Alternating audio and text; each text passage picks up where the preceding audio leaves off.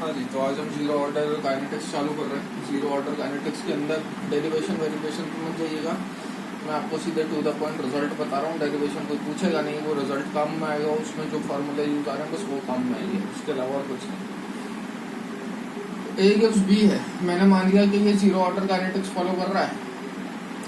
Question में दे रखा हो तो ठीक है, नहीं दे रखा हो तो मैं बताऊंगा कैसे आइडेंटिफाई करेंगे।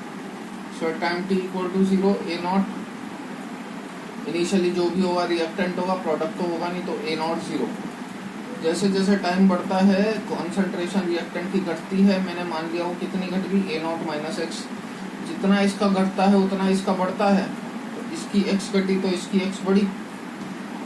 केमिकल इक्विलिब्रियम में बहुत बेसिक बात करते हैं। तो ए नॉट माइनस, कितना माइनस करेंगे, जितना स्टोइचोमेट्रिक कोफिशिएंट है उतना टाइम एक्स माइनस कर देना।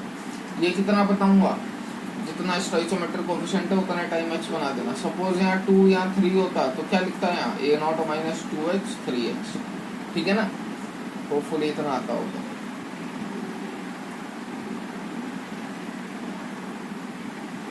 क्या it is A naught minus X X. Rate law expression आपने पढ़ा था, R equal to K concentration raise to the power order, ये अपन देख चुके हैं। तो इसी बेसिस पे रेट लॉ एक्सप्रेशन क्या लिख सकता हूँ, R equal to K concentration of, हमेशा रिएक्टेंट के टर्म में बात होगी, प्रोडक्ट के टर्म में नहीं, इरिवर्सिबल रिएक्शन है वो।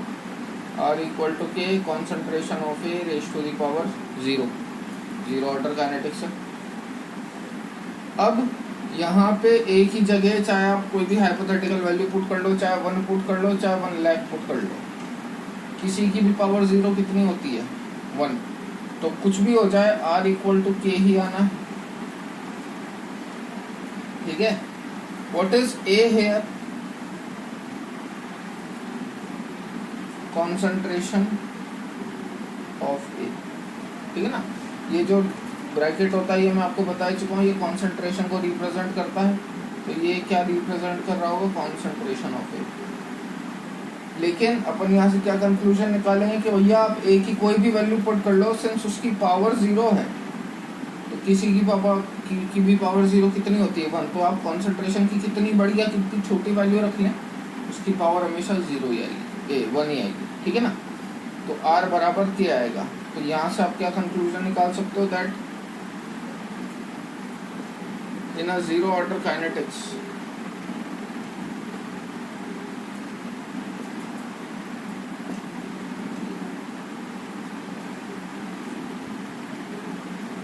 rate is independent of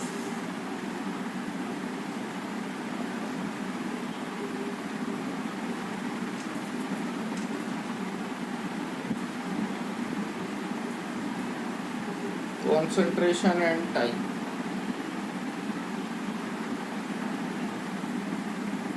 ठीक है, तो जीरो ऑर्डर काइनेटिक्स में रेट जो है वो आपकी कॉन्सेंट्रेशन और टाइम से इंडिपेंडेंट रहती है। पहली बात तो ये ध्यान रखिए। और कौन कौन से फार्मूलाज याद रखने, मैं जो बोलूँ उतना याद रख लेना, आपका एक न्यूमेरिकल नहीं अटकेगा, गारंटी।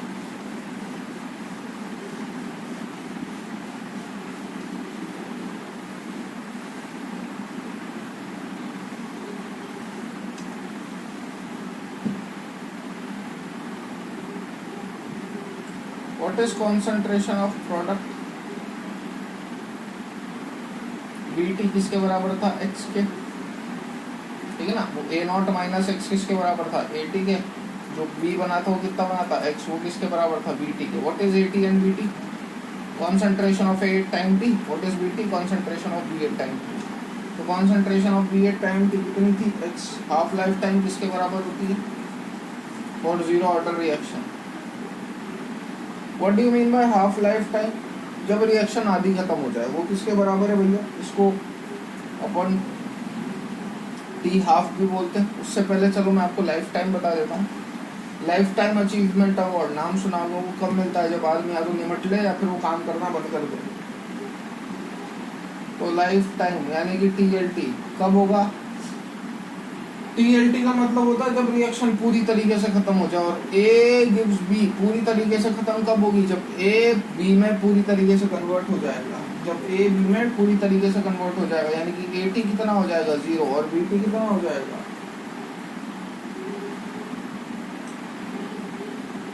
जब ए टी 0 हो जाएगा। ए टी 0 होने का मतलब क्या है, ए टी बराबर किसके था, ए नॉट माइनस एक्स के, तो एक्स बराबर किसके हो गया, ए नॉट के।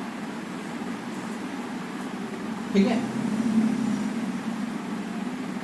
जीरो ऑर्डर काइनेटिक्स में ये इक्वेशन जनरल आपको ध्यान रखनी है, ए टी बराबर ए नॉट माइनस एक्स। ठीक है, और एक्स बराबर किसके आया था अपना, के टी के, तो वो के टी की वैल्यू यहाँ पुट कर दो, तो ए टी बराबर A naught minus K T. ये एक्सप्रेशन आपको ध्यान रखना है जनरल, ये एक्सप्रेशन आपको ध्यान रखना है जनरल,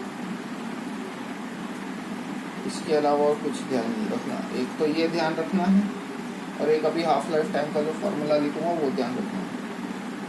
जीरो ऑर्डर की जनरल इक्वेशन ये होती है क्या, ए टी बराबर A naught minus K T at time T equal to T. अगर वो time T equal to 2t पे पूछता तो क्या लिखते, ए टी बराबर ए नॉट माइनस 2 के टी। 3t पे पूछता तो क्या लिखते, ए टी बराबर ए नॉट माइनस 3 के टी। ठीक है, इसका ध्यान रखिएगा। यहाँ तो वो फुली उतार लिया, लाइफ टाइम हो गया। Now will move on to half life time.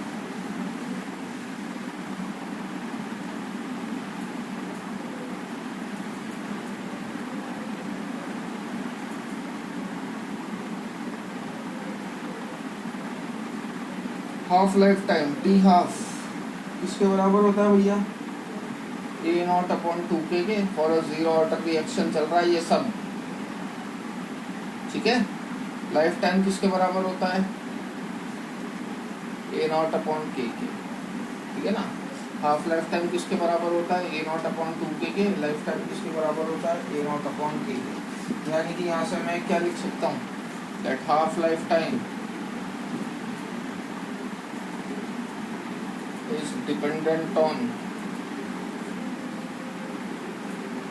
initial concentration। ठीक है, एक होता है आपका डिग्री ऑफ डिसोसिएशन,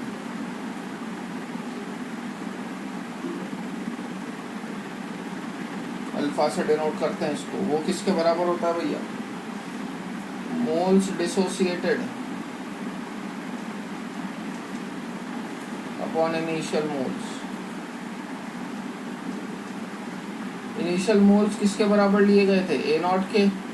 डिसोसिएट कितने हुए थे मोल्स, ए नॉट में से टूटा कितना था, एक्स टूटा था, और एक्स बराबर किसके है, के टी के, तो के टी अपॉन ए नॉट। ध्यान रखिएगा इसको। ठीक है, तो एक तो ये फॉर्मूला इंपॉर्टेंट है, ये फॉर्मूला इंपॉर्टेंट है सॉरी हाफ लाइफ टाइम का, और एक ए टी बराबर A naught minus K T. इसके अलावा आपको कोई चौथी इक्वेशन ध्यान रखने की कोई ज़रूरत नहीं है किसी भी जीरो ऑर्डर के सवाल में। ग्राफ देख लो कैसे पुट करेंगे। 4 चीज़ें ध्यान रखनी है बेटा। Zero order reaction is independent of concentration and time. Half life time depend करती है इनिशियल कॉन्सेंट्रेशन पे। ए टी बराबर A naught minus K T, alpha equal to A naught या फिर के टी अपॉन ए नॉट। ठीक है, तो ग्राफ देख लीजिए, graph related to zero order kinetics.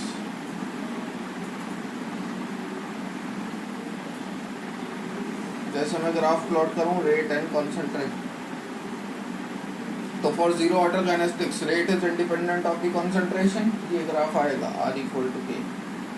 Similarly time के लिए भी ग्राफ प्लॉट करोगे, यही ग्राफ आएगा। कॉन्सेंट्रेशन ऑफ रिएक्टेंट टाइम के साथ घटती है, पहले ए नॉट था बाद में A naught minus x.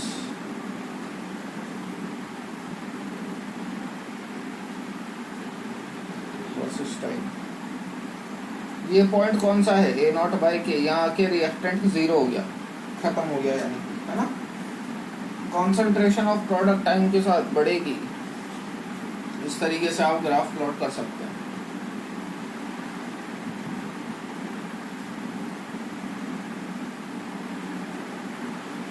Clear,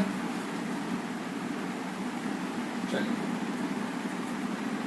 next अपन मूव करेंगे some important characteristics of zero order reaction. Heading अपने आप डाल लेना, some important characteristics of zero order reaction. पहला कैरेक्टरिस्टिक क्या होता है, equal percentage of reaction completes in same time. मतलब सपोज 100 से 90 जाने में मुझे 10 मिनट लग रहे हैं, परसेंटेज की जगह अमाउंट लिख रहा है, ज़्यादा प्रिसाइज रहेगा। सपोज मुझे 100 से 90 जाने में 10 मिनट लग रहे हैं, तो 90 से 80 जाने में भी 10 मिनट लगेंगे, 80 से 70 जाने में भी 10 मिनट लगेंगे। इक्वल अमाउंट कंप्लीट हो रहा है, 10-10 का अमाउंट कंप्लीट हो रहा है इक्वल इंटरवल ऑफ टाइम में, ठीक है ना। और दूसरा, concentration of reactant left after equal time interval are in AP, arithmetic progression समझते हो, ठीक है ना। कैसे, टाइम टी इक्वल टू 0 पे कॉन्सेंट्रेशन कितनी थी, A naught. Time T equal to T पे कॉन्सेंट्रेशन कितनी हो गई थी, A naught minus K T. Time T equals to 2t पे कॉन्सेंट्रेशन कितनी हो गई थी, A naught minus 2kt and so on. इसका डिफरेंस लो, kt आएगा, इसका भी डिफरेंस लो, kt आएगा, डिफरेंस कॉमन होता है, मतलब अर्थमेटिक प्रोग्रेशन फॉलो करा, गणित में सुना होगा, है ना। तो ये दो कैरेक्टरिस्टिक होते हैं जीरो ऑर्डर काइनेटिक्स के। इसके बेस पे न्यूमेरिकल देख लेते हैं and then we end of the session. और थर्ड पॉइंट क्या होता है, that half life time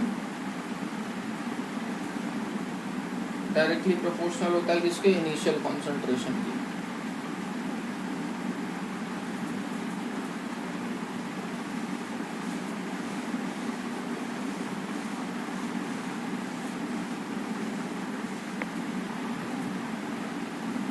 A particular reaction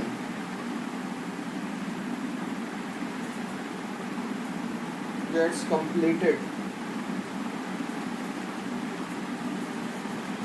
20% in 20 minutes and 40% in 40 minutes. Determine order of reaction and rate constant of the reaction. सबसे पहले terms का जायजा लें। AT बराबर A naught minus K T था, मैं बता देता हूँ कौन सी टर्म क्या होती है। ये कहलाया जाता है बेटा रेट कांस्टेंट, ये होता है टाइम, ये होती है इनिशियल कॉन्सेंट्रेशन, और ये है concentration of A at time T. ध्यान रखना बिल्कुल तमीज से, टाइम टी पे ए कितना बचा है, बचा हुआ मतलब सपोज कोई बोले कि भैया 20 मिनट के बाद जो है वो 100 से 80 हो जाता है, तो वो गया कितना 20, बचा कितना 80, तो 80 की जगह क्या पुट करूंगा 80, ठीक है ना। बचा हुआ कॉन्सेंट्रेशन है, कोई 20% खत्म हो गया तो बचा कितना 80 बचा हुआ है। ये इनिशियल है, ये रेट कांस्टेंट है, ये टाइम है। तो यहाँ पे कोई जीरो या फर्स्ट ऑर्डर मेंशन नहीं करा हुआ, दो तरीकों से बताऊंगा आपको, है ना, कैसे कैसे पता लगा सकते हैं। A particular reaction get 100% completed, sorry gets 20% gets completed, sorry क्या बोल रहा है वो, कोई पर्टिकुलर रिएक्शन है जो 20% 20 मिनट में और 40% 40 मिनट में कंप्लीट होती है।